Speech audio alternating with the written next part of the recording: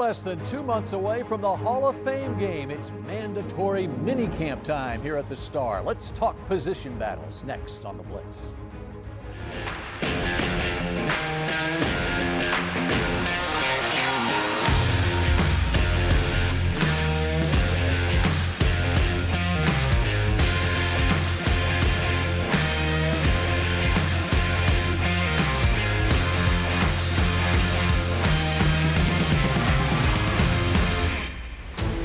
And it's time for another edition of The Blitz, your Dallas Cowboys report from the Star in Frisco. Bill Jones along with Kyle Youmans, who is back this week. And you know the real reason why Kyle Youmans is back this week, because it is mandatory minicamp week. It was mandatory that Kyle Youmans return. Everything on The Blitz was voluntary until now, Kyle. Absolutely. It's just like what the Cowboys do. We run lockstep with the Cowboys offseason. So, of course, with this being mandatory, no more holding out on my side. I am back and ready to go for the rest of the offseason. Doesn't matter that he's in a contract dispute. He is back for mandatory minicamp, and we are less than 2 months away from the Hall of Fame game in Canton, Ohio against the Pittsburgh Steelers. But let's talk, to start things off, we're going to talk position battles throughout this. I would not say that it's really a position battle at the wide receiver position for the Cowboys, but it is a position they feel very strongly about for three very important reasons. Let's start with position number one, Amari Cooper, reason number one, and CeeDee Lamb and Michael Gallup. Start with Coop. Well, I'm going to start with Coop because he's been the leading receiver, but I think there is a bit of a battle, and I'll tell you why coming up here in just a second. But no signs of slowing down for Amari Cooper. Of course, last year he led the team in receiving yards and in touchdowns, or excuse me, just in receiving yards and receptions, I should say. He's a top 5 receiver in the league in receiving yards and in touchdowns since he was paired up with Dak Prescott, and when Dak Prescott is a starter at quarterback for whoever is throwing the ball at number 19. So expect him to have a similar year, I think, that Amari Cooper has put together. But can he hold off CeeDee Lamb? Because of the season that CeeDee Lamb had a year ago, 74 receptions. He had close to 1,000 yards. Only Cole Beasley had more yards caught out of the slot in the Cowboys franchise history. So in the record books, CeeDee Lamb is already up there. He will be back in the slot again this year. He looks bigger. He looks stronger. Into year 2, this is where you can maybe see the jump for CeeDee Lamb potentially taking over that top slot, and expect him to have a pretty good contribution on special teams as well. And then I move to Michael Gallup, and this is where the battle starts, Mr. Bill Jones, because it may not be a starting battle, but it's a battle to stick around until 2022. This is a contract year for Michael Gallup, and he is set for a big-time payday. Who's going to pay him? Is it going to be the Dallas Cowboys? Is it going to be another team in the NFL? Somebody will dish out the check, but Gallup has to have a better season, I think, if he wants to remain with the Cowboys. He averaged 31 yards more per game last year with Dak Prescott than without. He did not necessarily have the year that he had in 2019 that really put him on the map. All right, so back to the start. I said Kyle Youmans in a contract dispute. It all comes back to money. And the bottom line there, Kyle keeping the big picture in focus for us as Michael Gallup goes into his contract year. What about other guys? What about a fourth wide receiver? Well, last year, the fourth wide receiver was Dalton Schultz, and we'll talk about that coming up in a little bit. But in terms of wide receiver, it's Cedric Wilson leading the way. He was the only non-Big 3 wide receiver to catch a touchdown pass last year, and he caught 2 of them in the same game against the Seattle Seahawks on the road in Week 3. But Noah Brown, he's got some competition as maybe that 5th wide receiver, a bigger, stronger receiver who can kind of open up the middle of the field. Simi Fehoko was a 5th-round pick. They bring in guys like TJ Vasher from Texas Tech, Brennan Eagles from Texas, a couple other big-time receivers, big body, big framed receivers to maybe challenge Noah Brown and take that position away from him and put a younger guy in that slot. And you did see there, Cedric Wilson, no longer number 11. He wears number 1 for the Dallas Cowboys now. All right, when we come back here on The Blitz, Mickey Spagnola joins the show, and position battles on defense, well, they are aplenty. The Dallas Cowboys Blitz is brought to you by AT&T, the official 5G innovation partner of the Dallas Cowboys. And by the Dallas Cowboys Football Club. Tour AT&T Stadium, the home of the Dallas Cowboys. Tours are available daily. For details, visit attstadium.com/tours.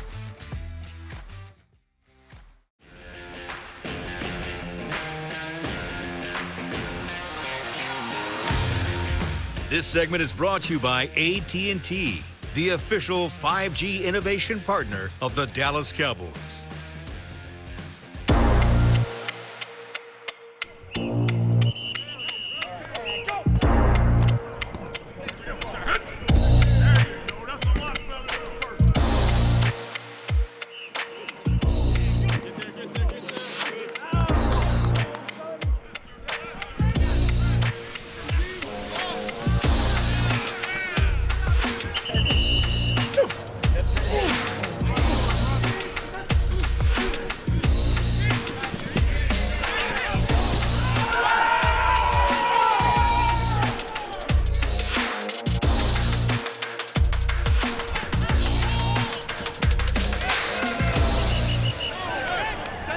The sights and sounds of OTAs 2021 as we welcome you back here to the Blitz here at the Star in Frisco. Bill Jones along with Mickey Spagnola now from DallasCowboys.com as the Cowboys come close to wrapping up the offseason this coming week with the mini camp. And Mickey, I want to start with you. This time of the year normally, not only for the Cowboys but all NFL teams, you pretty much have a really good idea who's going to be starting at each position. That is the case with the Cowboys on offense this year. But how about this Dallas defense? What do you see? I see a lot of competition that's going to take place with this Cowboys defense. You know, Bill, and I don't know what you think, but I'm looking at how many sure starters are there right now on defense? And I'm saying, okay, DeMarcus Lawrence, right? Probably Randy Gregory, Trayvon Diggs at cornerback.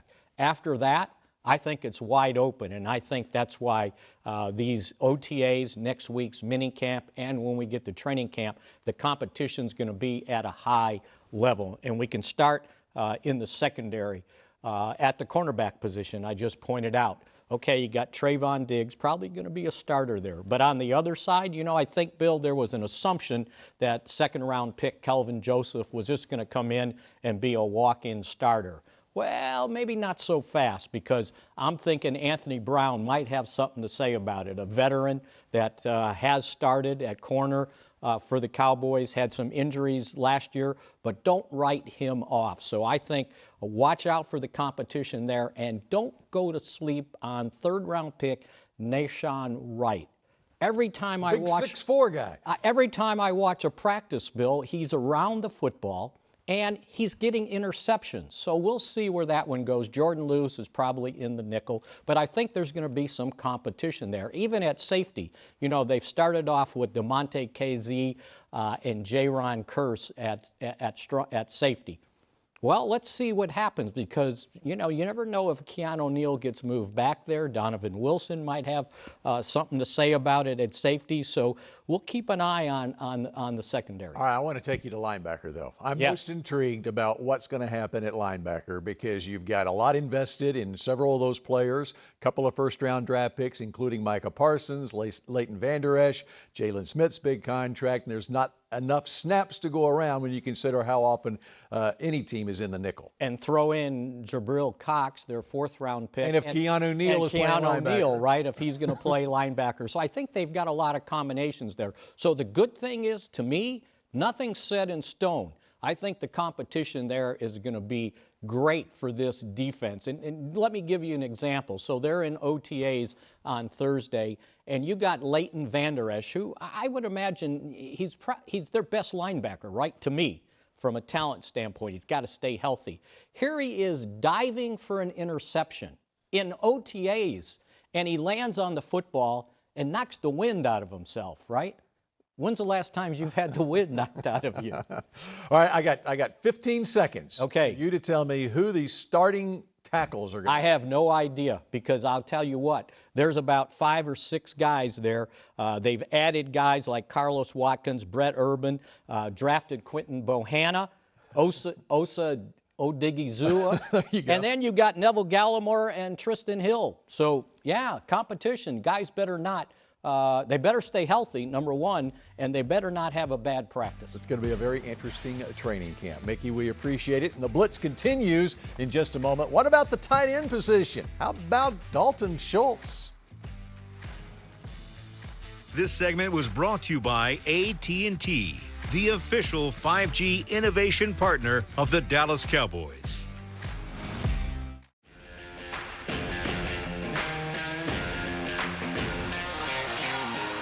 The Blitz continues now. Bill Jones along with Kyle Youmans, and we welcome in Danny Sorek with some observations from OTAs here at the Star in Frisco. Danny. Thanks, Bill. Tight end Dalton Schultz is entering his 4th year in the league and coming off his best year yet. When starter Blake Jarwin tore his ACL in the season opener, Schultz stepped up. Given there were some struggles early on with missed blocks and dropped passes. In fact, 2 of Schultz's 3 dropped passes all year came in that first game against the Rams. However, he managed to grind it out and managed to put up more than 600 yards and 4 touchdowns, proving his ability to play a larger role moving forward. That's where things get interesting, though. Jarwin's recovery process has him set to be ready to go by the start of training camp. So where does that leave Schultz? Schultz says he is not worried about how Jarwin's return will affect his playing time. I'm so excited for Blake to get back on the field. I love working alongside a guy that I can really trust. Obviously we've had a few years of work together. He is one of the hardest working guys in the locker room, and we kind of pride ourselves on that in our room of being the grinders that'll go in and day out, do our part. I can't wait to see him finally go out and prove to everybody that he's the tight end that everybody thinks he is. And I'm excited to have that two-headed monster in the room that hopefully we can take advantage of some defenses this year. Although an injury to a starter is never ideal, Jarwin's absence gave Schultz the opportunity to showcase his talents and improvements. Schultz played almost 90% of the offensive snaps in 2020 and says he doesn't believe anyone who's seen his improvements as of late was surprised by the impact he made. If you were paying attention, hopefully, that I was going to be a good player.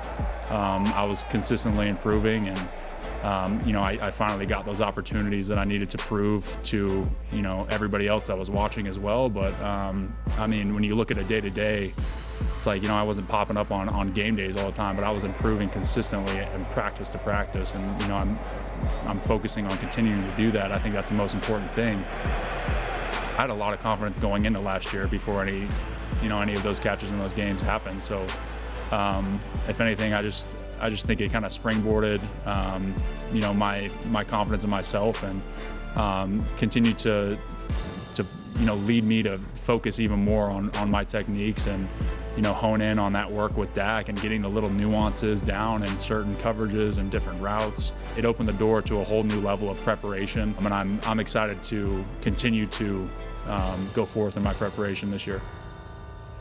Jarwin is the expected starter upon his return, so it'll be interesting to see how the Cowboys coaching staff decides to utilize Schultz coming off his breakout year. Offensive coordinator Kellen Moore could opt for more 12 personnel packages, putting Jarwin and Schultz on the field together. In fact, Schultz joked with the media that maybe he'll start dropping some subtle hints to Moore when he passes him in the hallway to do just that. Bill, either way, the Cowboys should feel good about what they have in the tight end room, not only with the expected return of Jarwin, but now what they also know they have in Schultz and his ability to step up to the plate. That's right, Danny. Thank you very much. And that's one of the positives that came out of 2020. It was Dalton Schultz' growth as a tight end, and now, and the way the Cowboys and other NFL teams use 2 tight ends, they have to feel very good about that position with Jarwin back healthy. Absolutely, and I'm right there with Danny. I think there is going to be a competition between Jarwin, between Schultz, and the reason why is because you have 3 really good wide receivers who we already talked about in this show. Last year, Dalton Schultz was that 4th receiving threat for this Cowboys offense. 63 receptions, he had over 600 yards. Blake Jarwin, even though he did sign the 3-year deal prior to his injury in 2020, hasn't necessarily put together a season quite like the one we saw from Dalton Schultz last year. So I think the competition, is certainly there, and Dalton Schultz may have a leg up just based off of the production that he had last season. And the ability, both of them, the ability to be receiving threats is big for Kellen Moore and this offense, and it's just great to see Blake Jarwin healthy again, and hopefully both of these guys can be healthy for the entire season. All right, we continue on the Blitz in a moment. How about we take a look at the running back position? Of course, a running back in Zeke Elliott and a running back / wide receiver in Tony Pollard.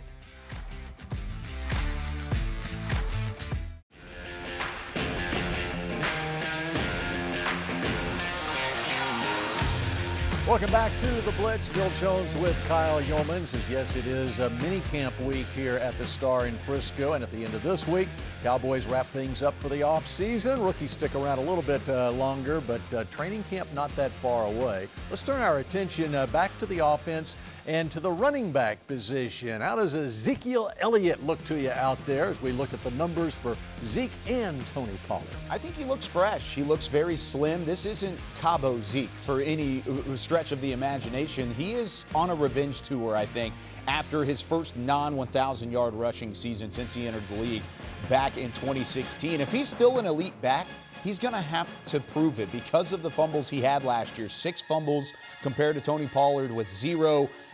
Getting Dak back, I think, will help in his scrimmage yards per game since 2016.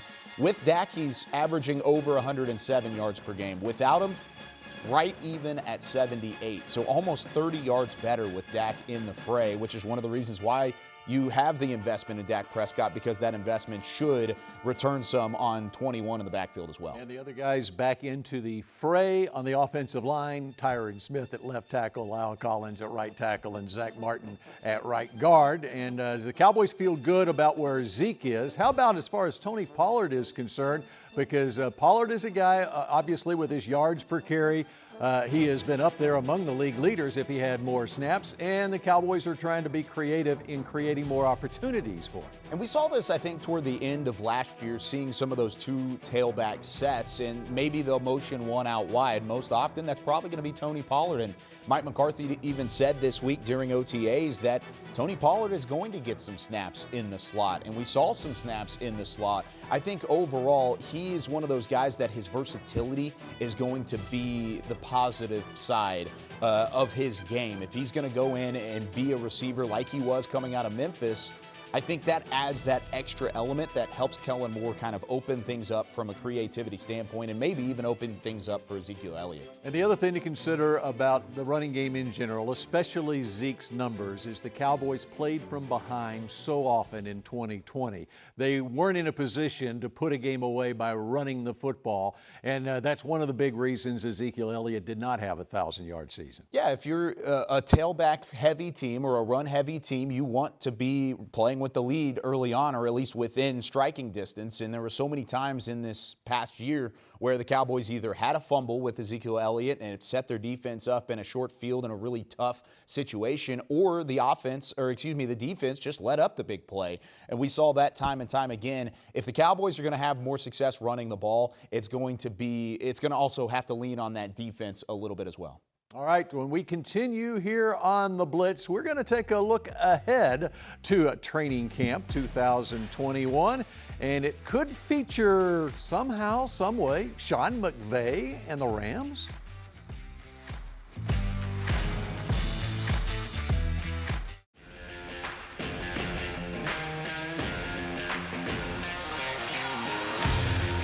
The Dallas Cowboys Blitz was brought to you by AT&T, the official 5G innovation partner of the Dallas Cowboys. And by the Dallas Cowboys Football Club. Tour AT&T Stadium, the home of the Dallas Cowboys. Tours are available daily. For details, visit attstadium.com/tours. Final couple of minutes of the Blitz. We want to preface this segment by saying nothing officially has been announced about training camp 2021, but we are all very hopeful the Cowboys will be in Oxnard, California. And one of the things being talked about behind the scenes here at the Star, a joint practice with the Rams, who of course train just up the Ventura Freeway from Oxnard in Thousand Oaks. And this is something that the Cowboys have done in the past. Mike McCarthy did it during his time in Green Bay. Getting extra live looks is something that is a premium for these NFL organizations, especially last year whenever they didn't have the live looks, they didn't have the preseason to to work with. Getting the Rams in town, who you open the 2020 campaign up against, and you don't have a game against here in 2021, I think is going to pay dividends for a team that is still trying to get their footing and really change a lot of different things. So might we see some of the same stuff we saw the last time the Rams visited Oxnard, California? Oh, maybe so. This was back in 2015. And, well, there was a bit of a scrum back and forth and a little California loving between the two sides. Of course, the head coaches are different. Jeff Fisher kind of known for this when he was head coach of the Rams. Sean McVay, a different type coach. Should be interesting. Let's all hope for a very nice training camp, and we'll see you again next week on The Blitz.